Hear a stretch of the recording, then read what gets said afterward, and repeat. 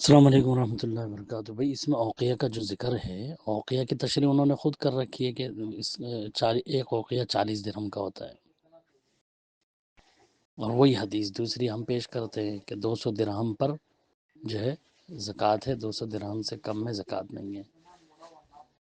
تو 40 اوقیہ کا جب ایک اوقیہ کا جب 40 درہم ہے تو 5 اوقیہ کا 200 درہم ہو گیا۔ اس کو وزن میں کس دلیل کی بنیاد پر بدلا؟ ایک اوقیہ جو ہے وہ 40 درہم ہے، تو وزن میں بدلنے کا کیا مقصد ہے؟ درہم اور دینار کی جب اسی کی وضاحت ہمیں ان حدیثوں میں ملتی ہے کہ جب سونے کی قیمت 20 دینار کو پہنچے تو زکوٰۃ ہے، چاندی کی قیمت جب 200 درہم کو پہنچے تو زکوٰۃ ہے۔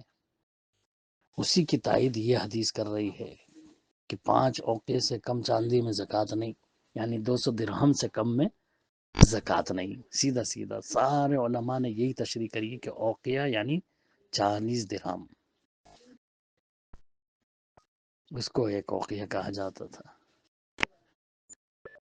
تو اس کا مطلب جو ہے وزن میں بدلنے کا کیا مقصد ہے وہ سمجھ میں نہیں آیا، کیوں بدلا، کہاں سے بدلا، کون سی حدیث کے مطابق جو ہے اس کو وزن میں بدلا ہے درہم کو۔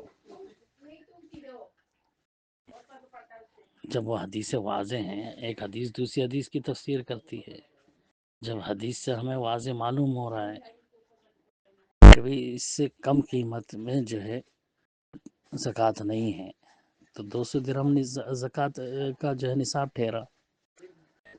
اور درہم دینار آج بھی موجود ہیں، یہ کرنسی جس طرح اس وقت کرنسی ہوا کرتی تھی، آج بھی یہ کرنسی ہی ہے۔ اب ان سے کوئی پوچھے کہ ہاں بھائی تم پیسوں کی نوٹ جو تم نے جمع کر رکھے ہیں کاغذ کے، ان پیسوں کی تم زکوٰۃ کس بنیاد پر نکالتے ہو؟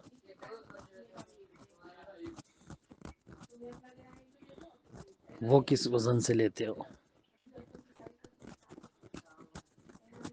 تو وہاں پر بھی جس طرح تم اعتبار درہم اور دینار کا کر رہے ہو، درہم اور دینار کرنسی تھی اور آج بھی یہ نوٹ کرنسی ہے، تو کرنسی ہی کو تم جو ہے زکوٰۃ نکال رہے ہو، جو جمع ہے 1 سال ہو گیا اس پر، وہ کرنسی تمہارے پاس جمع ہے، اس کی زکوٰۃ نکال رہا ہو۔ کون اختلاف کر رہا ہے اس سے؟ ہر کوئی کہتا ہے ہاں زکوٰۃ ہے، اتنا روپیہ تمہارے پاس موجود ہے، وہ تو نوٹوں کی شکل میں، سونے چاندی کی شکل میں تو نہیں ہے۔